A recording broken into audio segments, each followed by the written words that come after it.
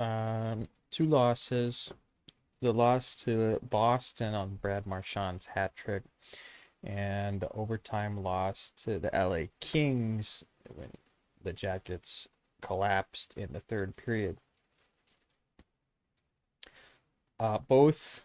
Both games exemplify the Jackets being a 40-minute team. It is not the first time that the Jackets have come out of the gate in the third period and and not looked ready to play beyond 40 minutes. Not 41 minutes, not 42 minutes. Sometimes they have, but also it's not the first time that they have just collapsed at the very beginning of the third period as well and kept collapsing. So it's the same stuff that I've been saying. I wonder about Pascal and I wonder about conditioning. Pascal's saying a lot of things right, but there's no improvement in terms of the conditioning. Something occurred to me on one of these two games, that I I thought about conditioning before, but I wonder if he's trying to work the guys too hard. Because this is a thing that's possible to do if you work so hard in practice and in the weight room and stuff that you don't have anything left for the game. And sometimes great players in all different sports have had to mediate what they do in practice and conditioning to get themselves ready and what they actually do during the game. You have to leave some energy available for the game, especially on game days. And think that occurred to me because there was reporting about how hard they were working on practice on game days as well.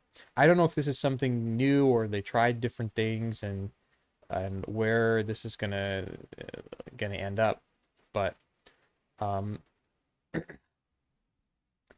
the consistency is not there, and it seems to be somewhat often happening late on in the games. Again, none of these games are on goaltending. At least two of those Brad Marchand goals, Elvis had no chance on. Maybe he had a chance on the other one. Um, I think this is the first one that he had maybe a chance on. I forget. I can't remember. Um, and also some of the goals in the Kings game, Elvis had. I mean, two of those goals were like pretty weird goals. It's hard to blame Elvis that I mean it is on Elvis, but it's also hard to blame him too much about that goal that squeaked past his foot that he was on top of but wasn't actually on top of. Although you can argue this is a goaltender, that's a save that should be made by a better goaltender, maybe. But just sort of weird puck luck, weird goals. But it showed that the LA Kings, who didn't show up to play earlier in that game, were a good enough team to get themselves in the game and also um,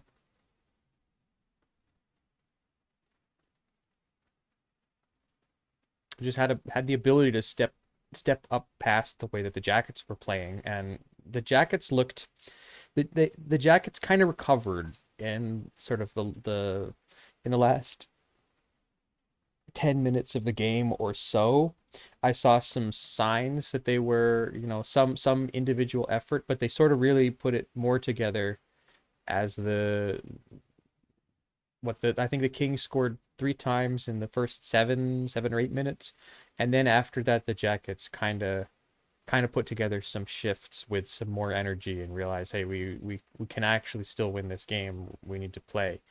Um, and that's what you expect to see. And you're not going to get every shift every time, but you want to play as close to a 60-minute game as possible. And so in this game, maybe the Jackets played a 52-minute game. They just failed to show up for 8 critical minutes, and that's no good. Um,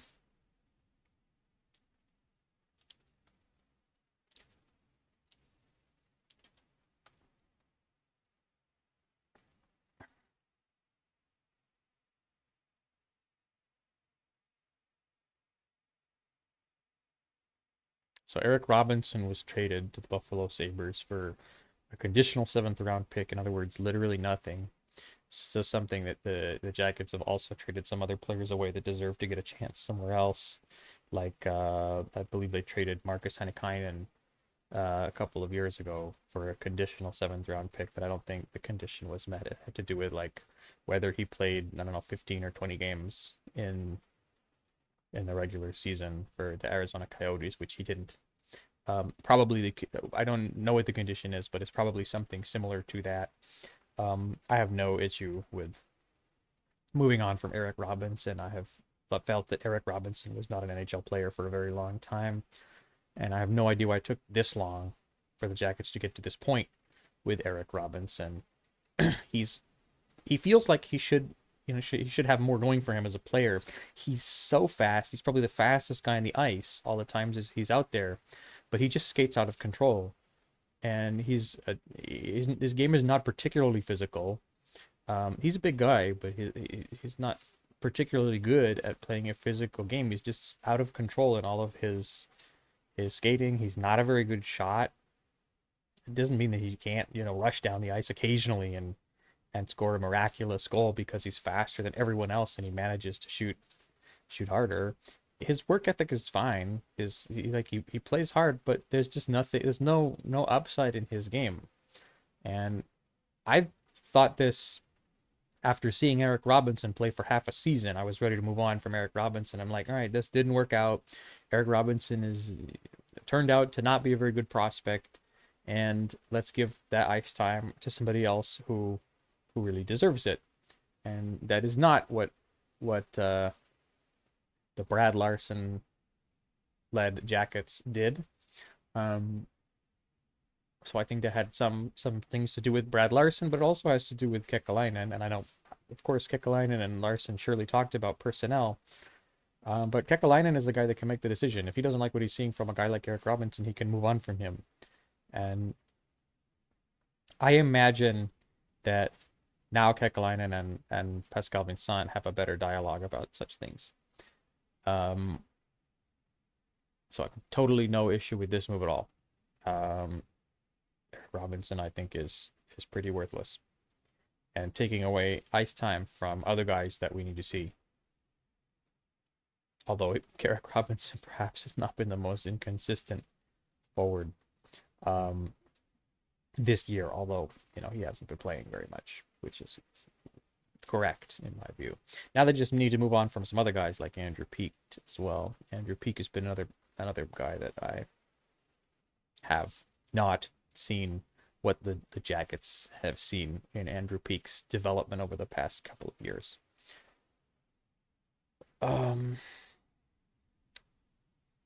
There are a lot of encouraging things in these two games. I think I was more upset by the LA Kings game because I could see sort of exactly where the meltdown was happening. In the Boston game, you just got beat by a better team, better player. Um, they played a really solid game up to that point where Boston got a couple of power play goals and beat them. I don't know, that happens. Stay out of the box more. I don't know. Don't don't give Brad Marchand the opportunity to score power play goals. I think two of those goals were on the power play, and one of them was even strength that Brad Marchand scored for his hat trick. Um, I don't know. I thought they played pretty well in that game, and then I thought in the game against the LA Kings, they played very well for the first 40 minutes. Um, and then they played well except for the part of the game where they didn't. So, you know, um, these are not problems that you'll understand. Like you know what's going on, and if you understand what is needed to do in order to get to a team where the point where the strength and conditioning is at the desired level, you can fix these problems with a coach that knows what he's doing. I'm not on the let's get rid of Vincent train yet, but I'm wondering. He talks about strength and conditioning, which is correct, but the results have not come yet. I wonder how long he thinks it needs to take in order for the strength and conditioning to get to the level that this team needs it to be at. Maybe he said that in some interviews that I have not bothered to listen to. because coach interviews don't really say that much most of the time. Um, if he has, you can let me know. Tonight we play against the New York Islanders, if I'm correct, and then there's another game tomorrow, Friday, and then another one on Sunday. We skip Saturday again. So we'll see what happens. We'll see if the Jackets can play more than 40 minutes.